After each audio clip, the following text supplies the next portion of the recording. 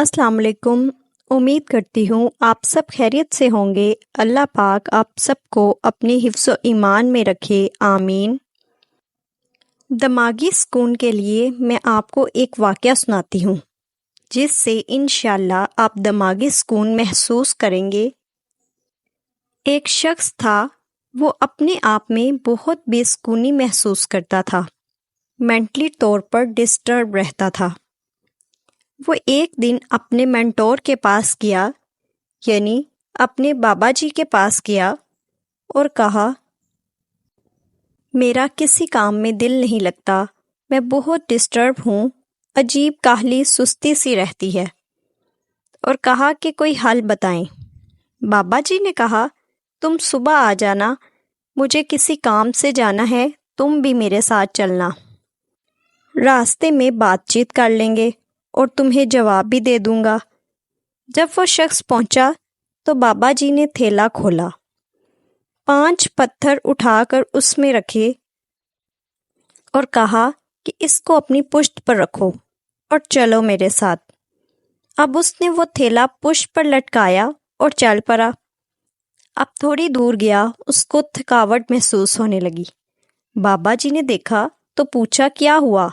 کہنے لگا، چلا نہیں جا رہا۔ بابا جی نے ایک پتھر نکالا اور کہا، اب چلو۔ کچھ دور گیا، حالت دوبارہ خراب ہونے لگی۔ بابا جی نے ایک اور پتھر نکالا اور کہا، اب چلو۔ مزید تھوڑا چلا، پھر کہنے لگا، ابھی بھی ویٹ زیادہ ہے۔ بابا جی نے جب سارے پتھر ایک ایک کر کے نکال دیے تو پوچھا، اب کیا فیل کر رہے ہو؟ کہنے لگا، جو جسم پر بوجھ تھا وہ تو ہٹ گیا، اب جو دماغ پر بوجھ تھا وہ بھی ہٹا دیں۔ تو بابا جی نے کہا، تم میرا خیال ہے ابھی تک بات سمجھے نہیں۔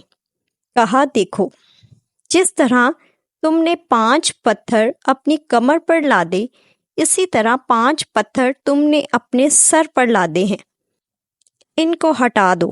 اس نے کہا، بابا جی میرے سر پر تو کوئی پتھر نہیں ہے۔ بابا جی نے کہا، بیٹا میں بتاتا ہوں۔ پہلا پتھر ہے حسد کا، بغض کا، ختم کرو اپنے اندر سے جیلسی فیکٹر۔ اور دوسرا پتھر ہے لالچ کا، خواہشات کا، یہ جو تم نے انبار لگایا ہے اس کو ہٹاؤ۔ تیسرا پتھر ہے نفرت کا، تم نے خواہ خواہ نفرتیں پالی ہیں، نیگیٹیوٹی ہے۔ چوتھا پتھر ہے نیگیٹیوٹی کا، جس طرح کی چیزیں تم سوچتے ہو اور جن نیگیٹو لوگوں کو تم سوچتے ہو، تم بھی ان کو سوچ کر ویسے ہی بنتے جا رہے ہو۔ اپنے خیال کو پاک رکھو، منفی سوچوں کو نکالو۔ 5واں پتھر ہے لوگوں کو معاف نہ کرنے کا، یہ دل سے نکال دو۔ تم جب سب کو معاف کرو گے، دل کو صاف کرو گے، اور یہ جو 5 پتھر اپنے سر سے اتار پھینکو گے تو تم کبھی بھی اداس نہیں ہوگے، کبھی بھی تم بیمار نہیں ہوگے۔ ہم لوگوں نے بھی انہی پتھروں میں سے کوئی نہ کوئی پتھر اپنے سر پر سوار کیا ہوتا ہے، جس کی وجہ سے ہم اکثر بیمار، ہم اکثر پریشان رہتے ہیں۔